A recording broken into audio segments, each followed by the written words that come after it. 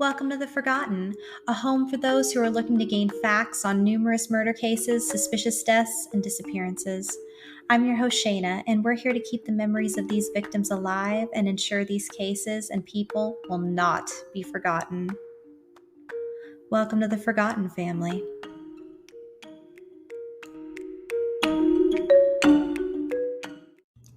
Karena McClerkin was a beautiful 18-year-old woman at the time of her disappearance on October 11th of 2016 in Kokomo, Indiana. Before we get started on this case, I have to admit that there is very little information out there to completely describe the entire case or all the events even leading up to her disappearance.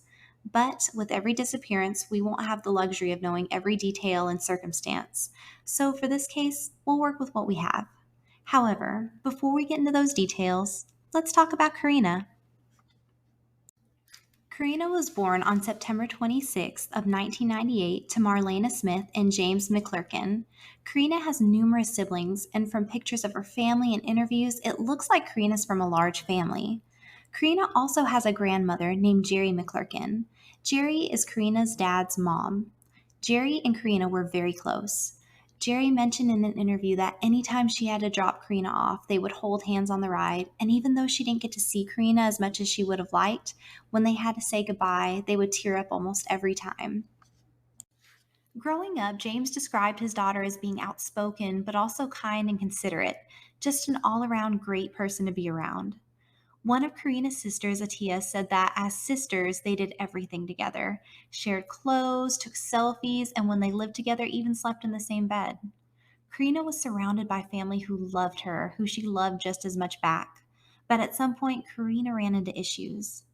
Karena had been hanging around an older crowd and unfortunately developed some type of substance abuse issue. Jerry was concerned, and she had told Karena not to go down that path, that there were other, bigger, and better things that she could do with her life. It seemed like Karena was listening to Jerry's advice. Although she still hung out with her friends, she started opening up about the possibility of going to a rehab facility in Florida. Another girl that she knew had told her about it, and she was interested. Karena even got the paperwork and was slowly filling it out, but unfortunately never got the chance to finish. Now, let's fast forward to October 11th of 2016. Here is where details begin to get blurry. Karena was last seen walking down the 1000 block of South Washington Street in Kokomo, Indiana. It's reported that she left her wallet and identification behind. The missing persons report was filed the next day on October 12th. I don't know where she was coming from, where she was going, or even the events leading up to this moment in the day. I don't even know where she left her wallet and identification behind at. This is the most official information I could find on her whereabouts. So I'm sure here you may be wondering, okay, what now? Where's the context? Where's the rest of the story? The rest of what I'm about to explain has come from the very few news articles that are available and 2 YouTube videos that I was able to find that allow us to potentially see some pieces to a story that is incredibly jumbled. Following Karena's disappearance, her main advocate has been her grandmother, Jerry. Jerry, to this day, is trying to do everything possible to keep Karena and the fact that she's missing alive. Here, I think it's important to note that the family does not feel very much support from Kokomo Police Department or the community, but we'll get into that a little later. First, let's go back to the day of Karena's disappearance. Kokomo, Indiana has a population of 58,145 people, which is a smaller city. Smaller cities can be similar to small towns in the way that the rumor mill is always spinning, and Karena's disappearance was no exception. Karena's family had heard numerous rumors about what happened to Karena that day and where she is, but some rumors seem to stand out more than others. The day Karena went missing, Jerry said that Karena supposedly went into a house on the street, she disappeared and never came out. Whose house? I'm unsure, but let's continue. Immediately after the disappearance, families searched all around the neighborhood and beyond. Karena's dad, James, lived in Crawfordsville, Indiana at the time, which is about an hour and a half away. He lived out of his car in Kokomo for 3 weeks to constantly search for his daughter. But after losing his job, he was forced to return to Crawfordsville to work and take care of his other children. Although James comes to Kokomo every weekend to search, Jerry, who lives in Kokomo, picked up the torch, so to speak, and kept the momentum going with daily searches and the distribution of posters all around town. At some point, with the rumors circulating, a girl was seen in Florida at a rehab facility, and this woman looked similar to Karina.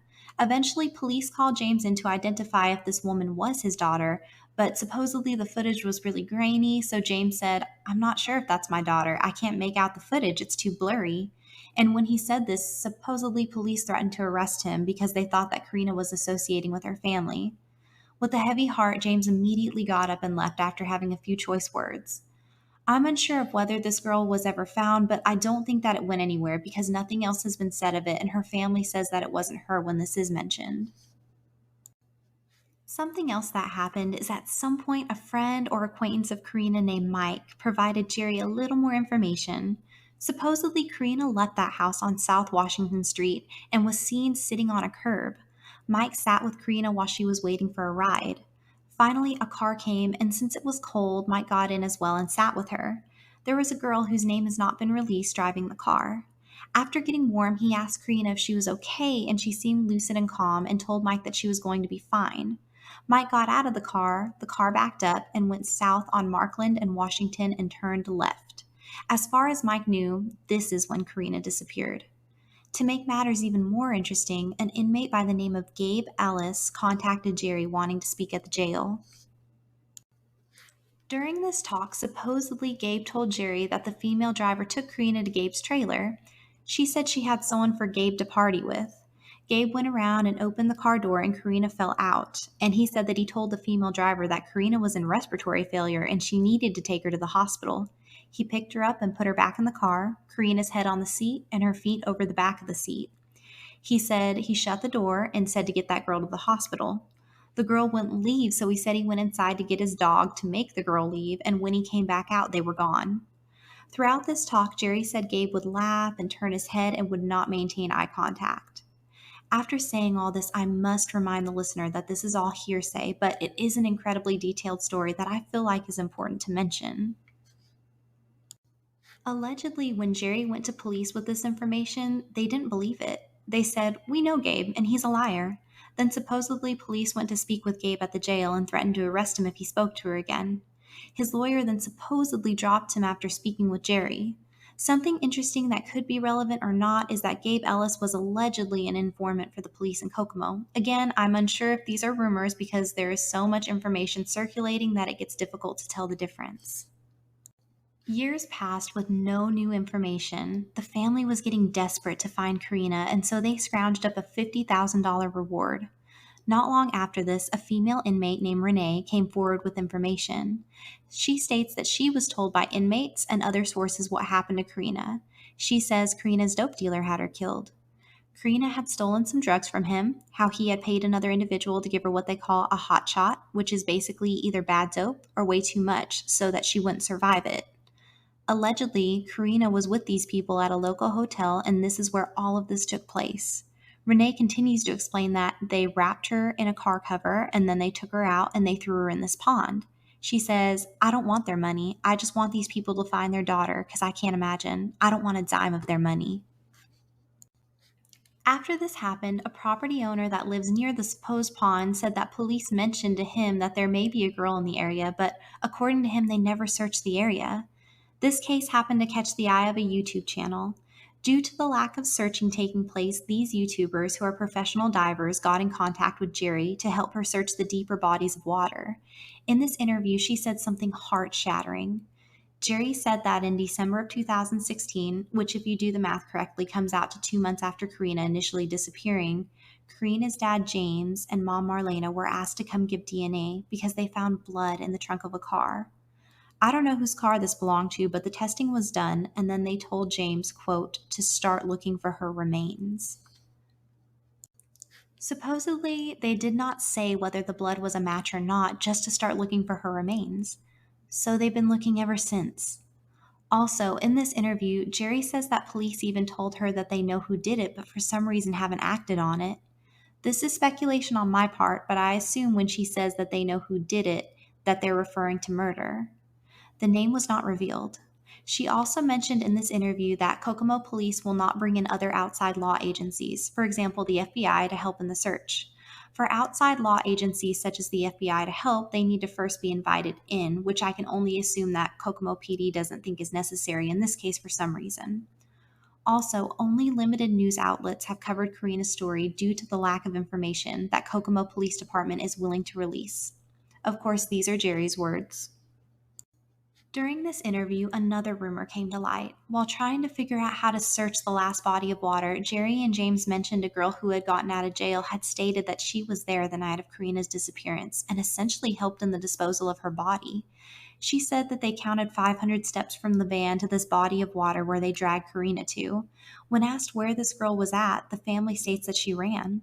The girl had initially agreed to show Jerry where Karina was supposedly located. They followed behind her, but the girl must have changed her mind because she slowed down near the mentioned area and then drove away, eventually losing them somewhere near the mall. These awesome YouTubers came out and they searched not just the pond mentioned, but also a few other bodies of water that had been rumored to be where Karina was located. But unfortunately, Karina was not found. So, after all of that, where does this leave us? With all the rumors and half truths, what in Karina's case is fact? Karina was last seen on October 11th, 2016, walking down the 1000 block of South Washington Street in Kokomo, Indiana. It's reported that she left her wallet and identification behind. The missing persons report was filed the next day on October 12th. Karina is half black and has reddish brown hair, brown eyes, pierced ears, and she wears prescription glasses. She has 2 tattoos, the letters RIP with angel wings on her right upper arm and a round symbol on the inside of her right forearm. Her nickname is Ree. The day that she went missing, she was wearing a black midriff shirt, a gray hooded sweatshirt, ripped jeans, and brown sandals. Karina is classified as endangered missing.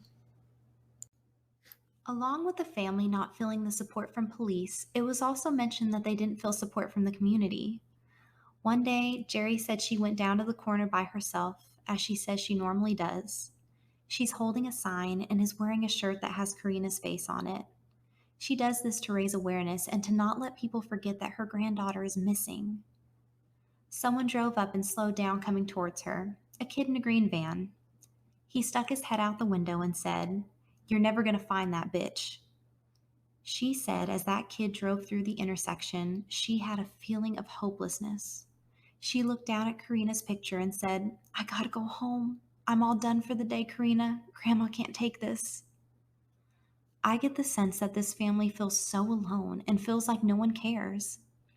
None of the friends that Karina had have shown up to help search for her, and it sounds like it's usually James and Jerry, along with whatever family members that are able to help search through wooded areas, ponds, and fields, with hope along with a deep sadness and fear of what they might find or might not find. Karina's family wants her home. At this point, all they want to do is find her. But to do so, they need help that they don't feel like they're receiving at the moment. If you live anywhere near Kokomo or in Indiana in general and would like to help search for Karina, I'm sure Jerry McClerkin would love to hear from you on Facebook. This is where she has told people to contact her with information. Even if you'd like to go to Kokomo or the surrounding area and look on your own, I'm sure the family would appreciate that as well. The family has offered a $50,000 reward to help find her, which, by the way, the family had to take out a loan on their home to come up with the reward money. Please help give this family some peace. If you know anything about this case, please contact Sergeant Richard Benzinger at 765-456-7324, or you can contact the Kokomo Police Department hotline at 765-456-7017. If you feel uncomfortable contacting either of these numbers, you can also contact Central Indiana Crime Stoppers at 1-800-262-TIPS. Thank you guys so much for tuning in and listening to Karina's story. If you enjoyed The Forgotten and would like to help support the podcast, you can click the support button, and with it, I will continue to improve the channel and keep these cases coming. If you enjoyed the cases and would like to hear me talk about them further, please consider joining my Patreon, which is called The Forgotten After Hours. Here, I will create short episodes that will dive into the cases we've gone over, and I'll talk about different scenarios, what I think happened, and things we can learn from these horrible tragedies. I'll post the link below. Until next time, stay safe and keep your eyes open.